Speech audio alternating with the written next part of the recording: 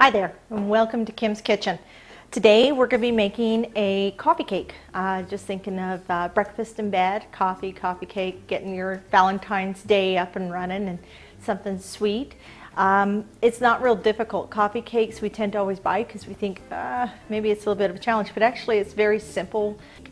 So I'm going to start out, I'm going to have the recipe online for you, but I'm going to start out with just having my dry ingredients. Dry ingredients are going to be a couple cups of flour, a tablespoon of my baking powder, and a teaspoon of salt. I'm just going to sift those and set those aside. The trick to a good coffee cake is to make sure that your wet ingredients are done really well. So I've got a cup of butter, and what I'm going to do is I'm going to take that cup of butter and I'm going to whip that, and it has to be softened. I've cheated and done it with cold butter. Does not work, okay? You're going to whip that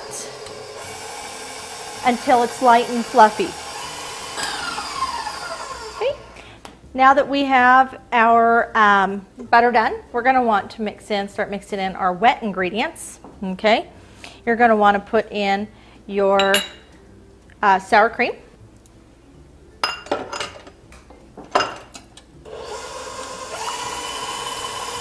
And next is just slowly add in your cup and a half of sugar. Just kind of do one egg at a time.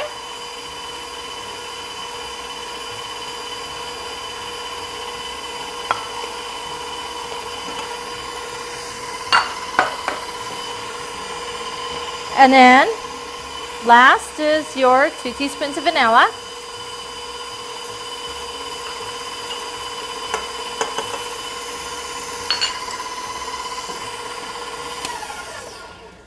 Just going to want to scrape down your edges really good. Make sure you get all that butter mixed in there. Everything's nice and whipped, because then what we're going to do is we're going to pour this over into our dry ingredients and hand mix it from there. Okay, pop that out. And what I've already done is put my baking powder and my salt in here, and I've sifted it all together with the fork. And now I'm just going to take this. So you want to make sure when you're you're mixing this up, like I said, it's almost like a biscuit dough or something along that lines. You want to make sure that you're getting all that flour. You see all that flour that's just kind of coming up out of the bottom still. You're going to get right down there and really scrape that bowl. That's part of the reason I don't use a whisk or anything like that for this portion of it. So I want to get that all down there, scraped up nice, so you don't have any of those surprise pockets when you're scooping out your batter. Okay, so now you've seen how nice and smooth you can get that, but it's thick, like I said, like almost like mashed potatoes type of consistency. A little bit thinner than a biscuit, but much thicker than we typically see with a cake mix. So what I'm going to do at this point in time is I'll take it and I'll put half into the bundt pan. And the center is, for myself, we've done chopped pecans. I have a dark brown sugar and cinnamon with melted butter made together, and it's got a nice thick kind of consistency so it won't slide all over the place when I place it in the middle. I typically use spray greases. However, the one thing I've found of late is that on my bundt pans or anything that has kind of a texture to it, it's almost like they leave a residue after everything comes out, and then it's a matter of really scrubbing. So, you know, just get butter, Crisco, whatever you're going to use. Now, I have quite a few friends who are celiac and some that are diabetic. Once I post this recipe, if you happen to see a way to make an alternative to this that is gluten-free or diabetic friendly, I would love to see that. I will post that on the website right alongside this recipe. So, simple way to do this is with your sifter, And we're just going to sift that inside. Like I said, make sure you get it. We're just going to roll that around. Make sure we got every nook and cranny.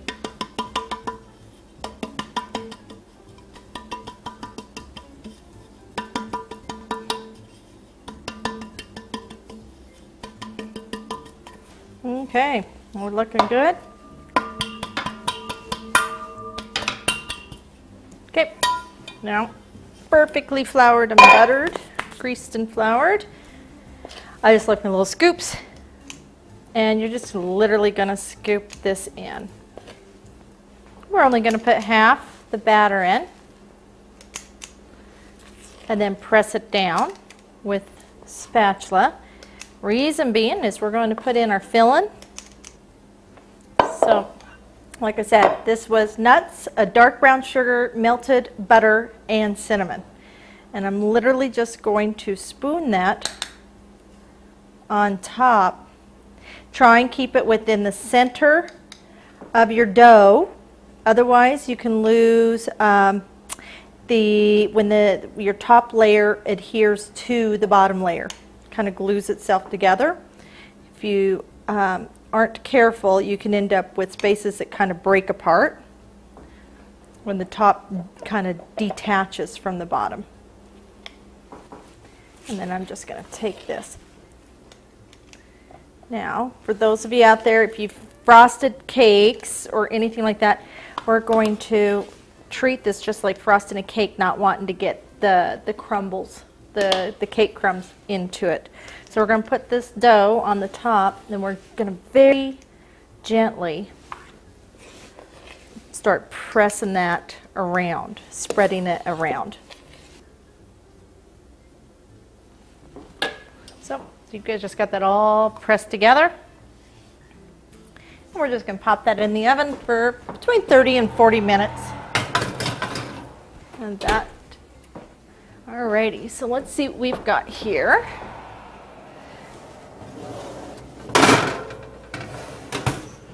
So, if you've well greased your cake pan, you're going to be able to just literally pop it right out. Perfect. And then you can do anything. If you want to take a bit of powdered sugar and add a little melted butter and a bit of milk or cream and a hint of vanilla. You can put a bit of cinnamon in if you want. You can do that and drizzle that over the top. Make sure it's fairly thick. So I myself am just going to use the simplest, which is powdered sugar with a hit of cinnamon. This is an absolutely wonderful way to start the day with all the flavors, the cinnamon and the bit of nuts and such. Super simple to make. You can pour it into your bundt pan the night before when you sneak out of bed to treat your sweetie. Pop it in the oven, let it bake, make the coffee, take up a fresh slice, and enjoy. Well, that's it for today, but remember, always give your family two options. Take it or leave it.